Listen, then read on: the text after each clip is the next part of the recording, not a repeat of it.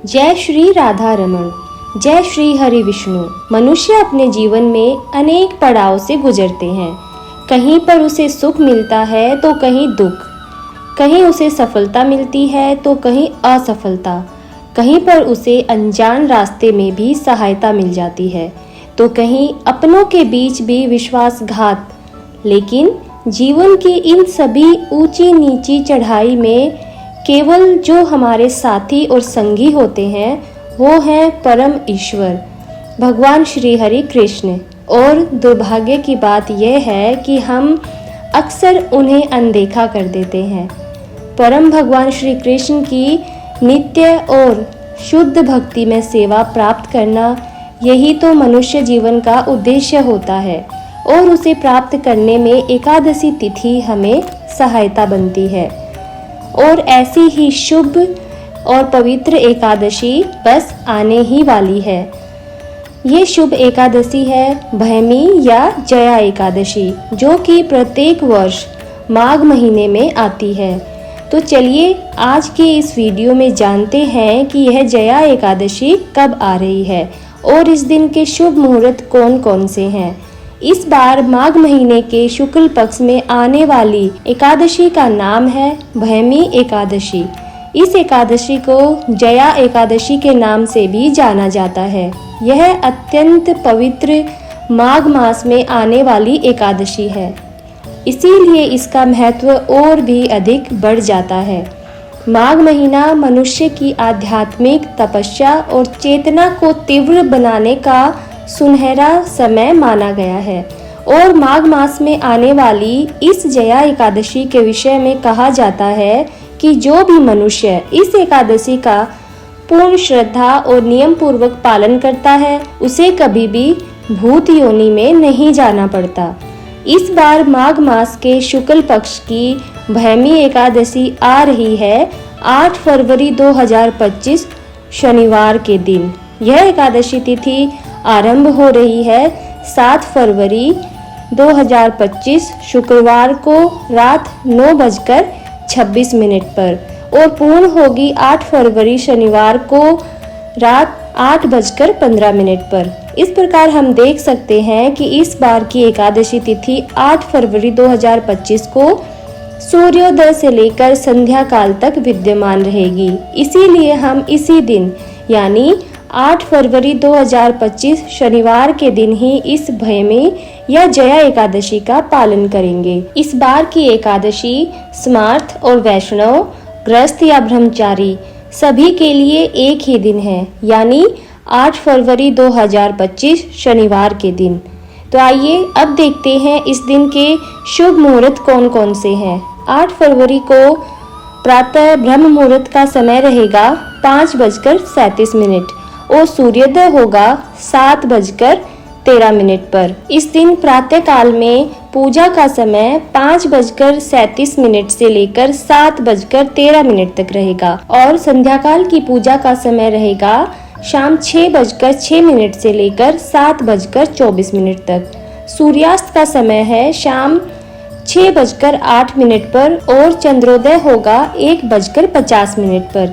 इस दिन राहु काल का समय रहेगा सुबह 9:50 से 11:13 के बीच में। इस समय के दौरान आप भगवान की पूजा अर्चना नहीं कर सकते, इसीलिए प्रातःकाल की जाने वाली पूजा सुबह 9:50 से पहले ही पूर्ण कर लें।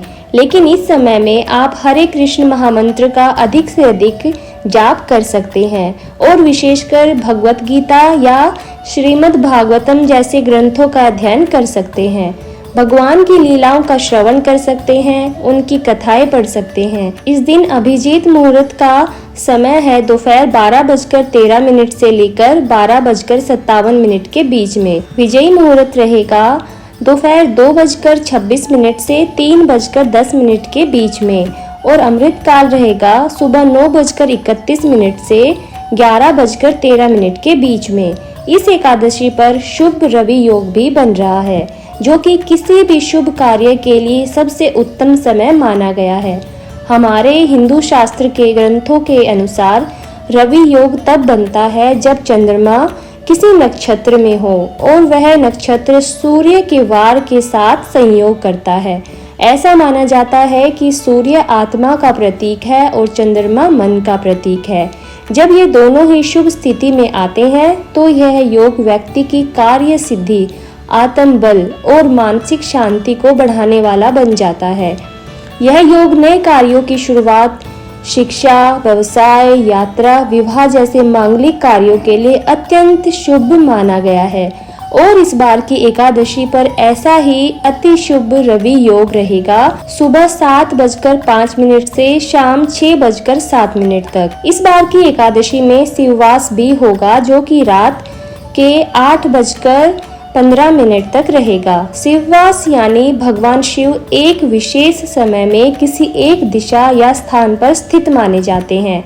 यह वास दिन, वार, तिथि और अन्य ज्योतिषी गणनाओं के आधार पर तय होता है और इस बार की एकादशी में शिववास शनिवार को आ रहा है, इसीलिए इस दिन उनका वास पश्चिम दिशा में रहेगा। इस एकादशी पर भद्रा का वास भी रहेगा, जो कि सुबह 8:48 से लेकर रात के 8:15 तक रहेगा। भद्रा काल किसी भी शुभ कार्य के लिए अच्छा नहीं माना जाता है, लेकिन जब यह भद्रा का वास स्वर्ग लोक में होता है तो वह पृथ्वीवासियों के लिए मंगलकारी माना गया है और इस बार का भद्रा स्वर्ग में होने के कारण यह हमारे लिए शुभकारी ही माना जाएगा। इस समय में आप कोई भी मांगलिक कार्य कर सकते हैं। चलिए अब देखते हैं द्वादशी के दिन के शुभ मुहूर्त और एकादशी व्रत पारण के विषय में। इस बार द्वादशी तिथि का आरंभ हो रहा है 8 फरवरी 2025 शनिवार को रात 8:16 से और पूर्ण होगी 9 फरवरी रविवार के दिन शाम 7:25 पर। 9 फरवरी द्वादशी के दिन प्रातः ब्रह्म मुहूर्त का समय रहेगा 5:37 और सूर्योदय होगा 7:13 पर। द्वादशी के दिन यानी 9 फरवरी 2025 रविवार के दिन एकादशी व्रत पारण करने का समय रहेगा सुबह 7:13 से 10:52 के बीच में। एकादशी के उपलक्ष्य में द्वादशी पर अगर आप पारण करने से पूर्व दान देना चाहते हैं तो दान देने का शुभ समय रहेगा सुबह 5:37 से 10:52 के बीच में। एकादशी पारण निर्धारित समय के अंदर ही करना आवश्यक माना गया है। अगर ऐसा ना किया जाए तो मनुष्य का एकादशी व्रत पालन फल नष्ट हो जाता है और एकादशी व्रत पूर्ण नहीं माना जाता। इसीलिए ध्यान से निर्धारित पारण समय के अंदर ही एकादशी व्रत का पारण और दान कर लेना चाहिए। इस बार द्वादशी पर विशेष त्रिपुष्कर योग बन रहा है। इस योग में किए गए कार्यों का 3 गुना फल प्राप्त होता है। इसका अर्थ यह है कि अगर आप इस समय में शुभ कार्य करते हैं तो आपको 3 गुना अधिक सफलता और लाभ मिलेंगे और अगर आप अशुभ कार्य करते हैं तो उसका भी दुष्प्रभाव 3 गुना अधिक बढ़ जाएगा। इस बार ये त्रिपुष्कर योग द्वादशी पर रहेगा शाम 5:53 से 7:25 के बीच में। इस समय के अंदर आप किसी भी शुभ कार्य का आरंभ कर सकते हैं और इसमें आपकी सफलता के संयोग और भी बढ़ जाएंगे। इसी दिन यानी 9 फरवरी को वराह द्वादशी भी आती है, यानी वो दिन जब भगवान श्री हरि विष्णु ने इस पृथ्वी को समुद्र से निकालने के लिए और हिरण्याक्ष नामक असुर का वध करने के लिए वराह देव का रूप धारण किया था। इसीलिए इस दिन को हम वराह द्वादशी के नाम से भी जानते हैं। इस दिन विशेषतः भगवान वराह देव की पूजा अर्चना की जाती है। तो ये थी आने वाली जया या भयमी एकादशी के विषय में सारी जानकारी। हम आशा करते हैं कि हमारे द्वारा बताई गई जानकारी आपके लिए उपयोगी साबित होगी और इसमें दिए गए समय और मुहूर्त के अनुसार आप अपने कार्य निर्धारित कर सकते हैं। और विशेषकर यह माघ मास का समय रहेगा जिसमें किया गया कोई भी आध्यात्मिक और पुण्य कार्य मनुष्य को अप्रतिम सिद्धि की प्राप्ति करवाता है। इस माघ मास में आने वाली यह जया एकादशी अत्यंत पूर्ण फल प्रदायिनी है। इसका पालन करने से मनुष्य के हजारों जन्मों के पापों का नाश हो जाता है। ये ऐसी एकादशी है जो शीतकालीन ऋतु में आती है और शीतकालीन ऋतु में की गई पूजा तपस्या भगवान को अधिक प्रसन्न करती है, क्योंकि जब हम अपने आप को भगवान की प्रसन्नता हेतु पूजा में व्रत करते हैं तो इससे भगवान यह समझते हैं कि हम उन्हें प्राप्त करने के लिए, उनकी भक्ति को प्राप्त करने के लिए कितना अधिक प्रयास कर रहे हैं और इससे वे और अधिक करुणा की वर्षा हम सब के ऊपर करते हैं। इसीलिए इस आने वाली भैमी एकादशी पर प्रयास करें कि प्रातःकाल ब्रह्म मुहूर्त से लेकर रात्रि तक संपूर्ण नियमों का पालन करें। इस दिन उपवास किया जाता है। उपवास के दो अर्थ होते हैं, उप यानी नजदीक और वास यानी रहना। तो पहला अर्थ यह होता है कि भगवान के और भी समीप रहना, अर्थात भगवान का अधिक से अधिक चिंतन करना, उनके पवित्र हरे कृष्ण महामंत्र का अधिक से अधिक जाप करना। और यह मंत्र है हरे कृष्ण कृष्ण कृष्ण हरे हरे, हरे राम राम राम हरे हरे। इस महामंत्र का निर्धारित संख्या में माला पर जाप करना, इस दिन अधिक से अधिक हरि कथा को सुनना और हमारे वैदिक शास्त्र जैसे कि श्रीमद् भागवत का पाठ करना। और उपवास का दूसरा अर्थ होता है शारीरिक तपस्या, यानी किसी भी प्रकार के अन्न का त्याग कर देना। एकादशी के दिन हम संपूर्ण रूप से अन्न या फिर उससे बने हुए किसी भी पदार्थ का सेवन नहीं करते। वैसे तो एकादशी पर कई लोग निर्जला व्रत रखते हैं, लेकिन यह संभव ना हो तो एकादशी का व्रत और उपवास दूध, फल इत्यादि लेकर भी किया जा सकता है। लेकिन इस पूर्ण एकादशी व्रत में सबसे जरूरी जो बात होती है वह होती है हमारी चेतना को भगवान के शरणागत रखना, हमारे मन को हमेशा कृष्ण भगवान के चरणों में केंद्रित रखना, आवश्यक बातें ना करना, झूठ ना बोलना, पराई निंदा न करना, अधिक सोना नहीं, ब्रह्मचर्य व्रत का पालन करना, शुद्धता और सात्विकता बनाए रखना, शारीरिक भी और मानसिक भी, जरूरत से ज्यादा क्रोध न करना। इन सभी बातों को ध्यान में रखते हुए अगर हम पूर्ण मन से, पूर्ण रूप से भगवान श्री हरि विष्णु के चरणों में अपनी चेतना को समर्पित रखते हैं, तभी हमारी एकादशी का व्रत सफल माना जाता है। और यह करने के लिए प्रयास करना चाहिए कि अधिक से अधिक समय हम भगवान के पवित्र हरे कृष्ण महामंत्र का जप करते रहें, पवित्र ग्रंथों का अध्ययन करते रहें, कीर्तन करते रहें और उनकी कथाओं का श्रवण करते रहें।